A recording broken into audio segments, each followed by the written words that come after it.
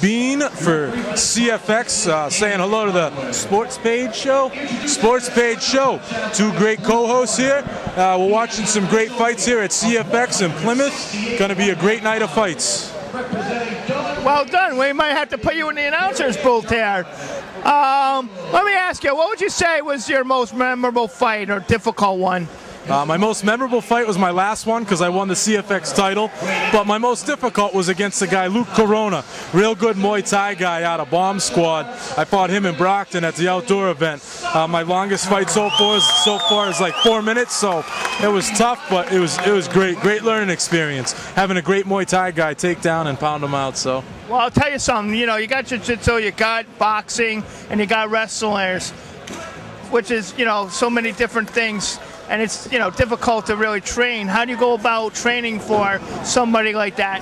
Well, for me, you know, my wrestling base is very solid. My jiu-jitsu base is very solid. So I work on my Muay Thai and my boxing. I train at Y Crew 3 or 4 days a week. I train at Joe Lozon's a couple days a week. So, you know, really working on my stand-up. So stand-up is something that you prefer over wrestling? Well, you know what? I know my wrestling's good, and it's hard for me to get a great workout wrestling locally. So, you know, I need to close the gap between my stand-up and my wrestling, so that's what I'm trying to do. I have guys like James Quell over here who I get to work my stand-up with at Y Crew. You know, that's huge. He's 6'8", and he's a Muay Thai fighter. So I've got guys Sean Gannon, Josh Diekman, great stand-up guys. Chuck O'Neal, you know. I get to work with these guys, and that's great for me. You know, that's what I have to work on. That's what I have to get better at. I haven't fought somebody yet that had a superior wrestling game, you know, and when I do, I want to be able to have that stand-up level to go. Absolutely. Now, obviously, you know MMA is going to be sanctioned next year. Great thing, Dana White feathering his cap, by all means. A lot of people. How do you think that will change or expand MMA? I think it's definitely good for the sport to be regulated, have rules.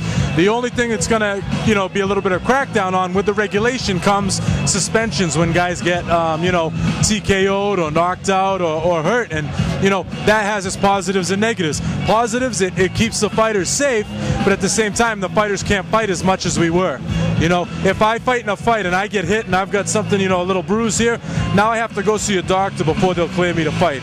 So that is one, you know, thing that's going to be a little tougher. You may not be able to fight as often, but long term, I think it's a much better thing because you're staying safe. You're not fighting hurt. And you know, the thing about that is you're also prolonging your career that way. Because let's face it, you're going to go in there, you're going to fight. You're not thinking about worrying about some little bruise or whatever. Sometimes you don't know. It's for your own good. Right. I mean, absolutely. I recently hurt my knee, and I still wanted to fight. You know, I went to the doctors. They said, not a great idea. I still wanted to fight. So, you know, it's definitely a positive thing to have that sanctioning, and it'll be better. There'll be, you know, there'll be much more shows. There'll be more athletes coming to the Northeast with it being sanctioned. You know, so that's a great thing.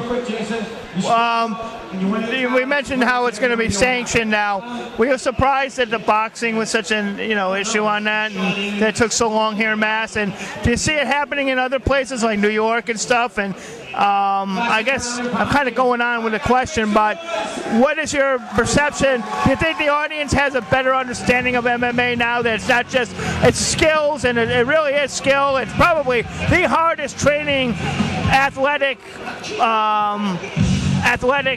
sport out there, for sure. So do you think the people have more perception that MMA is not just guys killing each other? Right. I think that, you know, the sport has definitely evolved. Why boxing wanted to keep it down is because they didn't want competition. They didn't have any competition, you know. MMA is a safer sport. Significantly less strikes to the head with all of the other aspects of the MMA game. The ground game, the jiu-jitsu, the leg kicks, the body kicks, everything else. Less strikes to the head.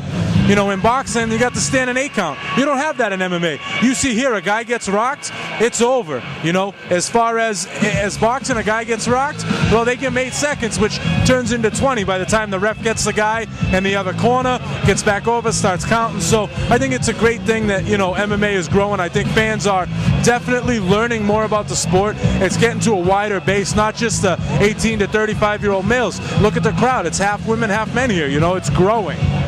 Now, you know, with that thought, too, do you think there'll be restrictions on how many head blows and how many things that, you know, that's kind of an interesting point. I hope there aren't any restrictions. MMA does a good job. Fighters respect each other. We aren't trying to hurt each other. We take it as a sport. The referees do a good job. They get in there, stop it when it needs to be stopped. So. Absolutely. Marcel? I've been hearing about Lee Beane. I had people coming to me ever since you were a freshman in high school. Take us back to what made you start wrestling. I got in trouble. Yeah, what happened? I was gonna get suspended. I beat a couple kids up for hazing me, you know. So I was gonna get suspended. They said, you know, start wrestling. So I did.